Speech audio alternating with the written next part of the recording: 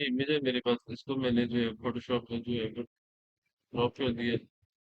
अब मैं यहाँ पर जो है एक शेप जो है वो ड्रॉ कर लेता हूँ। लेट्स से ये शेप है मेरे पास। कलर में फिल कर देता हूँ। यही से कोई कलर जो है वो ले लेते हैं शर्ट से। ठीक है, इसको आपने ऊपर कर देना है और दो कॉपीज आपने ले लेनी है। इसी की दो कॉपीज आपने ले लेनी है। एक कॉपी को आपने जो है वो पावर क्लिक कर देना है, यानी कन्वर्ट कर देना है। और जो दूसरी वाली कॉपी है ना, वो ये है।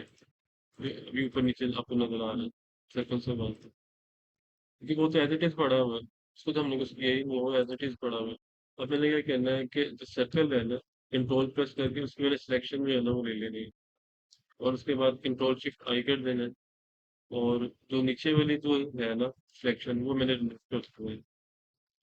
बल्कि इस तरह कर लेते हैं, नीचे वाला जो पार्ट है ना वो आपने रिमूव कर देना, ऊपर वाला नजर आता है।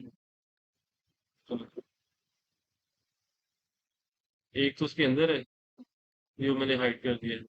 और एक ये ऊपर जो है ना हमने नीचे से डिलीट कर दिया जिस सर्कल से बाहर निकलना था। और बाकी इंफॉर्मेशन यहाँ से मिल रही है तो प्रीवियसली मिल। और इसको फिर आप कंट्रोल ई कर लो, एक सिंगल इमेज बना लो यहाँ पे। अगर ये भी नहीं करना तो फिर आप जो है वो इन सारों को पकड़ के कंट्रोल की से ग्रुप करके एक फोल्डर में ले जाओ। अब ये फोल्डर जिधर जाएगा वो साथ में पूरा यानी कि ना यूनिट में जाएगा। ठीक है,